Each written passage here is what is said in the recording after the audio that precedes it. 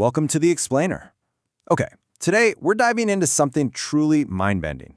It's a mathematical anomaly that somehow perfectly connects ancient mysticism, sacred geometry, and the actual structure of human DNA. I know it sounds totally like science fiction, right?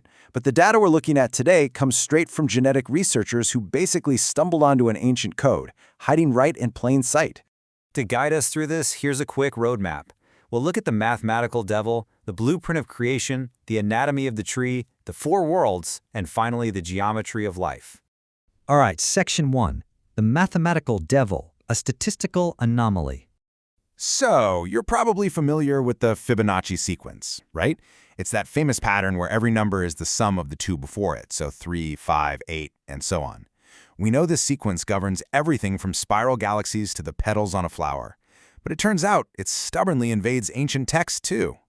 To put this into perspective, the Kabbalistic Tree of Life has 10 primary nodes, numbered 1 through 10. Imagine a race with 10 horses. What are the exact odds that 3 specific horses cross the finish line in the precise order of 3, 5, and then 8? Well, the answer is 1 in 720. That is a staggering statistical improbability. And yet, this isn't just a random roll of the cosmic dice. This exact sequence really caught the attention of scientists who are studying DNA nucleotide structures and kept finding these exact same numbers governing human genetics. When you look at the standard numbering on the ancient Tree of Life, you find those exact numbers mapped flawlessly onto the left arm. They line up directly with the nodes or Sephiroth, named Bina, which is 3, Gevura, which is 5, and Had, which is 8. So right there, permanently etched into a thousands of years old cosmological map, is a pristine Fibonacci string. Actually, it gets even crazier. If you calculate the opposing arm on the right side of the tree, it reveals the sister sequence to Fibonacci, known as the Lucas mathematical suite. Since the number 3 was already used, the sister arm gives us 2, 4, and 7. And if you sum the Fibonacci side, 3 plus 5 plus 8, you get 16, which reduces down to 7. Sum the Lucas side, 2 plus 4 plus 7, you get 13, which reduces to 4, another Lucas number. It's basically absolute proof that this isn't a coincidence at all, it's a deeply embedded mirrored code. Moving to Section 2, Blueprint of Creation, from emptiness to form. You might be wondering, why on earth are highly specific biological numbers chilling on a mystical diagram? Well, to understand that, we have to recognize that Kabbalah treats the Tree of Life as a literal blueprint for the universe. In this tradition, creation isn't a sudden explosion. It's a progressive condensation. It kicks off with Ein, pure nothingness. That condenses into Ein Sof, limitless space, which ignites into Ein Sof Or, the limitless light. Finally, that immense vastness focuses down into a single point of cosmic vibration called Kether. It's like watching the ultimate origin story unfold. The limitless light is literally retracting within itself. It's pulling back, slowly forming a real tangible substantiality out of pure emptiness. It portrays how an incomprehensible infinite energy has to focus itself just to start making a finite universe. And this intense cosmic pressure cooker gives birth to Kether, the crown. Think of Kether as a super-dense seed of pure consciousness. It holds the entire architectural plan of the universe inside it, and it emits this primal ocean of subtle ether that eventually builds every single thing we can touch and measure. Okay, Section 3, Anatomy of the Tree, Pillars and Sephiroth. Since the tree is designed to mirror both massive astrophysics and the microscopic human body, let's look at how the anatomy works. As that primal ether flows downward, it instantly polarizes into two opposing forces. On the left, we've got the pillar of severity, this restricting female energy of form and judgment.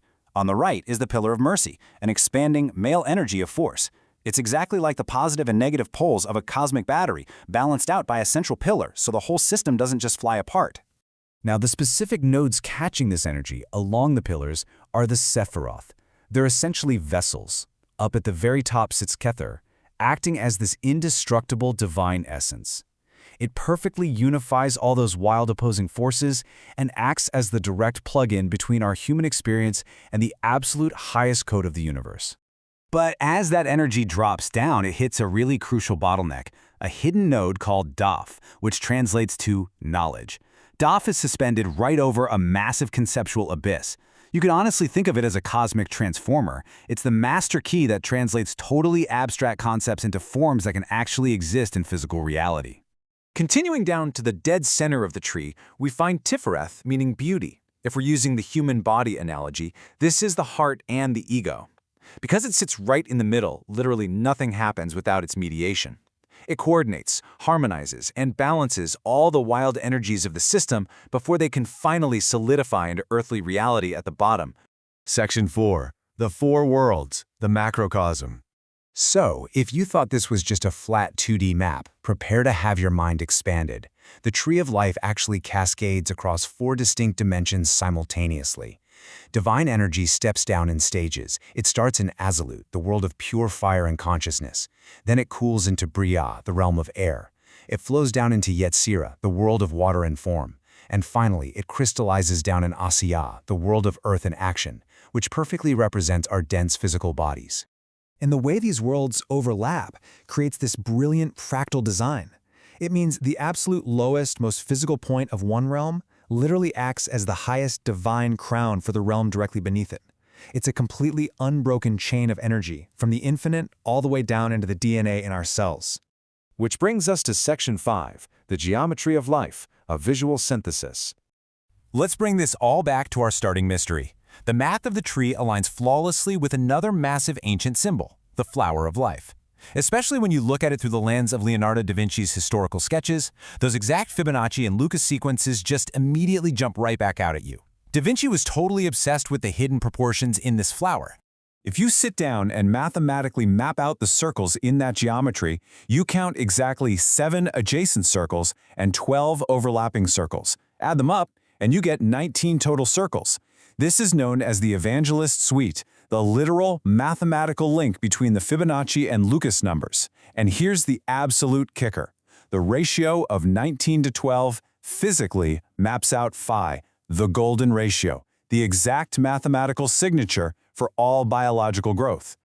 This isn't just some fun geometry trick either. Whether you're looking at the perfectly structured hexagons of a honeycomb, classical Renaissance art, or the microscopic digital sequencing of DNA, this 7 plus 12 equals 19 blueprint is constantly driving the formation of life. Nature relies on these exact proportions to build living structures. The genetic researcher who published this data practically marvels at it. As he says, for over 30 years, this mathematical devil has followed him everywhere. It seamlessly ties together the fractal algorithms we use in artificial intelligence, the numerical standing waves of human chromosomes, and the geometric layout of ancient Hebrew cosmology, all into one singular, highly cohesive language. So it leaves us with this incredible question to ponder today. When we look at the Tree of Life or the Flower of Life, are we just looking at abstract philosophical maps? Or are we staring at a deeply encoded biological truth? Are we just now discovering the scientific mechanics of DNA, or are we simply remembering an ancient mathematical code that was mapped out for us thousands of years ago? It's a huge paradigm shift. Thank you so much for joining me on this explainer, and keep questioning the patterns around you.